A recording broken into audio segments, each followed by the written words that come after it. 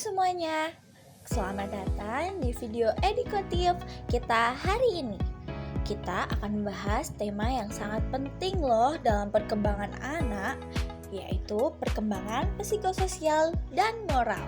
Nah, kalian tahu nggak sih apa itu perkembangan psikososial dan moral? Lalu, mengapa hal ini sangat penting dalam pendidikan? Untuk itu, mari kita eksplor lebih dalam. Perkembangan psikososial adalah proses di mana individu mengembangkan identitas, hubungan sosial, dan kemampuan untuk berinteraksi dengan orang lain sepanjang hidup mereka. Menurut Erikson, ada 8 tahapan perkembangan psikososial yang harus dilalui setiap individunya, mulai dari masa bayi hingga masa dewasa. Yang pertama ada basic trust, yaitu umur 0 hingga 1 tahun, di mana bayi belajar percaya atau tidak terhadap lingkungan. Lalu ada tahap yang kedua yaitu autonomi, yaitu umur 1 hingga 3 tahun, di mana anak mulai mengembangkan kemandiriannya. Lalu tahap yang ketiga yaitu tahap imitatif, yaitu umur 3 hingga 6 tahun, anak belajar mengambil inisiatif dalam interaksi sosial. Lalu ada tahap yang keempat yaitu industri, di mana anak tersebut umur 6 hingga 12 tahun, anak mulai memahami bagaimana kerjasama dan kompetensi. Lalu tahap yang keenam atau tahap intimate, di mana individu membangun hubungan dekat dengan orang lain. Tahap ini kisaran 18 tahun hingga 40 tahun. Tahap selanjutnya adalah generativity atau umur kisaran 40 tahun hingga 65 tahun, di mana individu berkontribusi bagi masyarakat.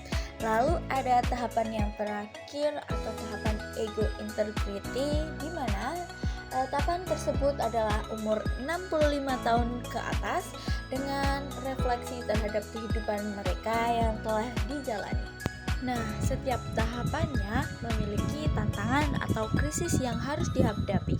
Misalnya, pada tahap pertama, bayi harus belajar mempercayai orang tua mereka. Jika berhasil, maka mereka akan mengembangkan rasa percaya diri.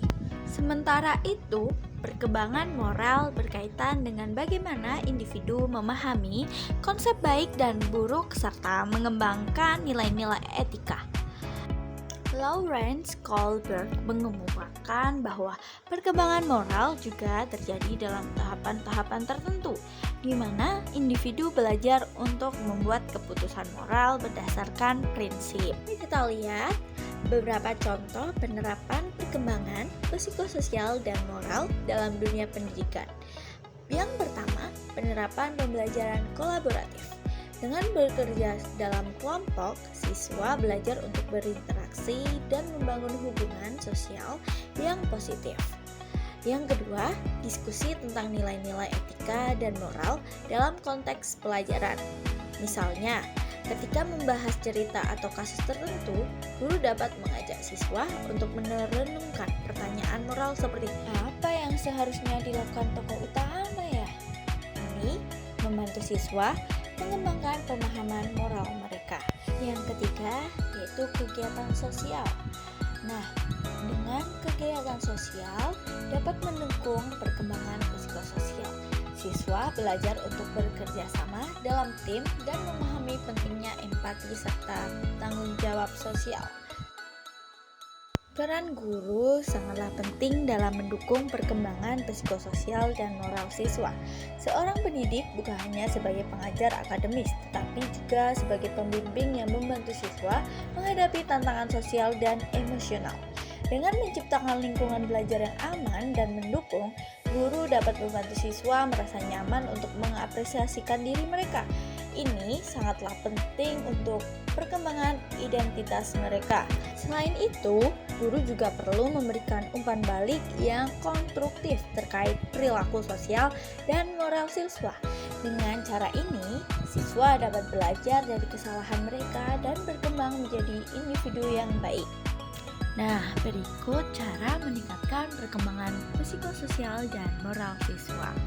Yang pertama, melakukan kegiatan refleksi secara berkala, mengajak siswa untuk merenungkan tindakan mereka dan bagaimana hal itu mempengaruhi orang lain.